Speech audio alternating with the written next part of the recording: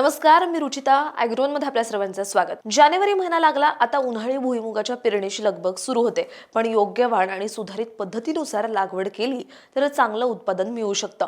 पण काय आहे ही सुधारित लागवड, कशी केली जाते भुईमुगाची सुधारित लागवड, या सगळ्याची माहिती आपण आजच्या व्हिडिओमधून जाणून घेणार आहोत.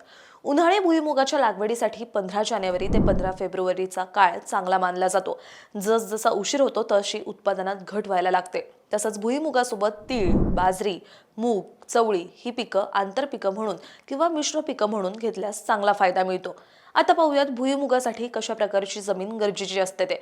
भुईमुगासाठी मध्यम ते हलकी, पाण्याचा चांगला निचरा होणारी, तसंच वाळू, चुना आणि सेंद्रिय पदार्थ असलेली जमीन लागते.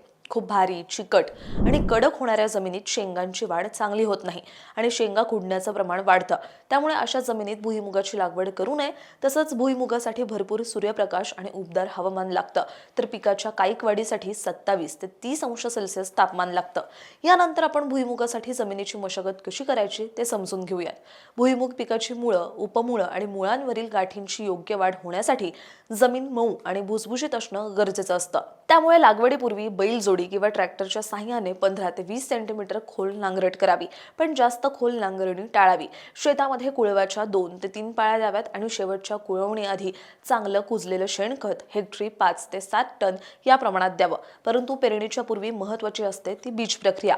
बियाणांपासून प्रादुर्भाव होणाऱ्या आणि रोपावस्थेत येणाऱ्या रोगापासून पिकाचं रक्षण करण्यासाठी प्रति किलो बियाणांस थायरम 5 ग्रॅम किंवा कार्बेंडाझिम 2 ग्रॅम किंवा मँकोझेम 3 ग्रॅम किंवा ट्रायकोडर्मा 5 ग्रॅम याप्रमाणे बीज प्रक्रिया करावी. त्यानंतर रायझोबियम आणि स्फुरद विरघळणारे जीवाणू संवर्धक प्रत्येकी 25 ग्रॅम प्रमाणे प्रति किलो बियाणं सोडावं आणि बियाणे सावलीत सुकवून नंतर पेरायचे.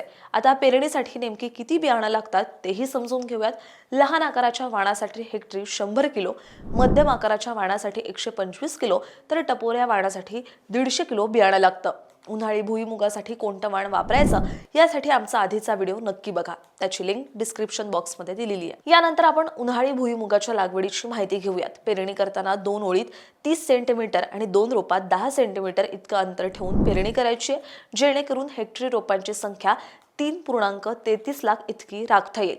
भुईमुगाची पेरणी टोकन पद्धतीनं करायची आहे, कारण यातून योग्य अंतरावर पेरणी करणं शक्य होतं. आणि तसं केलं तर 25% बियाणं कमी लागतं. शिवाय बियाणं 2 ते 5 सेंटीमीटर खोल पेरावं, पण जास्तही खोल पेरणी करायची नाहीये. तुम्हाला ही माहिती कशी वाटली आणि तुम्ही उन्हाळी भुईमुगाच्या लागवडीसाठी या टिप्स वापरणार का हे कमेंटमध्ये नक्की सांगा.